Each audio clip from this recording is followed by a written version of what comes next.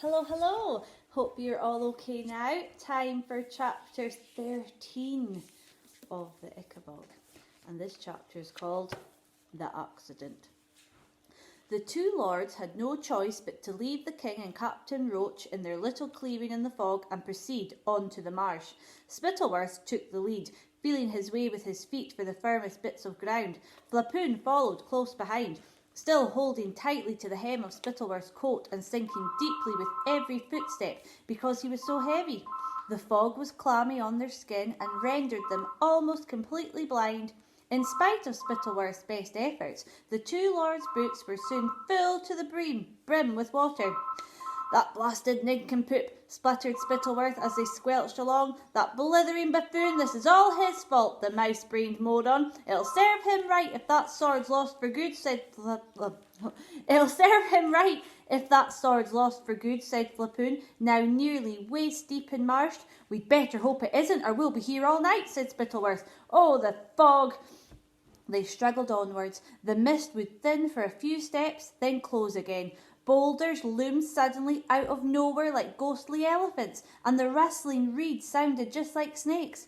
Though Spittleworth and Flapoon knew perfectly well that there was no such thing as an Ickabog, their insides didn't seem quite so sure.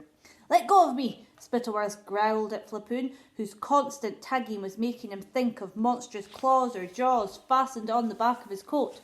Flapoon let go, but he too had been infected by a nonsensical fear as he loosened his blunderbuss from its holster and held it ready. "What's that?" he whispered to Spittleworth as an odd noise reached them out of the darkness ahead. Both lords froze to be able to listen. A low growling and scrambling was coming out of the fog. It conjured an awful vision in both men's minds of a monster feasting on the body of one of the royal guard. "Who's there?" Spittleworth called in a high-pitched voice. Somewhere in the distance, Major Beamish shouted back. "Is that you, Lord Spittleworth?" "Yes," shouted Spittleworth. "We can hear something strange. Beamish, can you?" It seemed to the two lords that the odd growling and scrambling grew louder. Then the fog shifted. A monstrous black silhouette with gleaming white eyes was revealed right in front of them, and it emitted a long yowl. With a deafening, crashing boom that seemed to shake the marsh, Flapoon let off his blunderbuss. The startled cries of their fellow men echoed across the hidden landscape, and then, as though Flapoon's shot had frightened it, the fog parted like curtains before the two lords, giving them a clear view of what lay ahead. The moon slid out from behind a cloud at that moment, and they saw a vast granite boulder with a mass of thorny branches at its base. Tangled up in these brambles was a terrified skinny dog, whimpering and scrambling to free itself, its eyes flashing in the reflected moonlight. Where do you think the dog came from? I think it's the shepherd's dog. I knew the Ickabog wouldn't eat the dog. I still think this Ickabog's a good guy. A little beyond the giant boulder, face down in the bog, lay Major Beamish. "What's going on?" shouted several voices out of the fog. "Who fired?" Neither Spittleworth nor Flapoon answered. Spittleworth waded as quickly as he could towards Major Beamish. A swift examination was enough. The Major was dead, shot through the heart by Flapoon in the dark. "Oh no, that's Bert's dad." My goodness, what shall we do?" bleated Flapoon, arriving at Spittleworth's side. "Shh, quiet," whispered Spittleworth. He was thinking harder and faster than he thought in the whole of his crafty, conniving life. His eyes moved slowly from Flapoon and the gun to the shepherd's trapped dog, to the king's boots and jewelled sword, which he now noticed half buried in the bog just a few feet away from the giant boulder. Spittleworth waded through the marsh to pick up the king's sword and used it to slash apart the brambles imprisoning the dog. Then, giving the poor animal a hearty kick, he sent it yelping away into the fog. "Listen carefully," murmured Spittleworth, returning to Flapoon, but before he could explain his plan, another large figure emerged from the fog. Captain Roach. "The king sent me," panted the captain. "He's terrified. What happened?" Then Roach saw Major Beamish lying dead on the ground.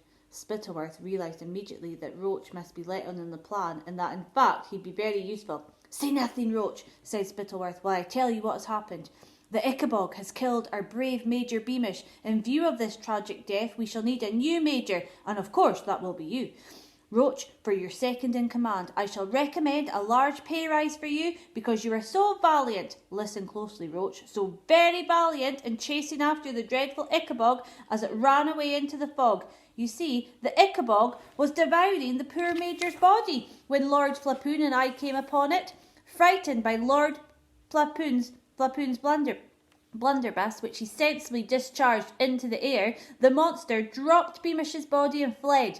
You bravely gave chase, trying to recover the king's sword, which was half buried in the monster's thick hide, but you weren't able to recover it, Roach. So sad for the poor king. I believe the priceless sword was his grandfather's, but I suppose it's now lost forever in the Ickabog's lair.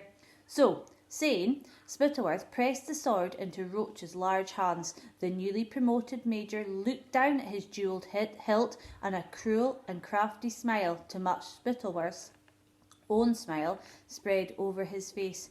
Yes, a great pity that he wasn't able to recover the sword, my lord, he said, sliding it out of sight beneath his tunic. Now, let's wrap up the poor Major's body, because it would be dreadful for the other men to see the marks of the monster's fangs upon him.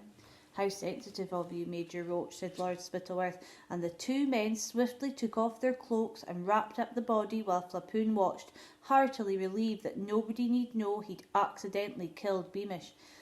Could you remind me what the Ickabog looked like, Lord Spittleworth? Asked Roach, when Major Beamish's body was well hidden. For the three of us saw it together, and will of course have received identical impressions. Very true, said Lord Spittleworth. Well, according to the king, the beast is as tall as two horses, with eyes like lamps. In fact, said Flapoon, pointing, it looks a lot like this large boulder, with a dog's eyes gleaming at the base. Tall as two horses with eyes like lamps, repeated Roach. Very well, my lords. If you'll assist me to put Beamish over my shoulder, I'll carry him to the king, and we can explain how the Major met his death. That was not a good chapter. I definitely don't like that Spittleworth and Flapoon anymore. And Roach, I'm very disappointed in him. Very, very, very disappointed. But I am glad that they found the dog and that the Ickabog had not eaten it. And hopefully the dog will find the shepherd again. Right, so we'll find out what happens tomorrow. Poor Bert and Major Beamish.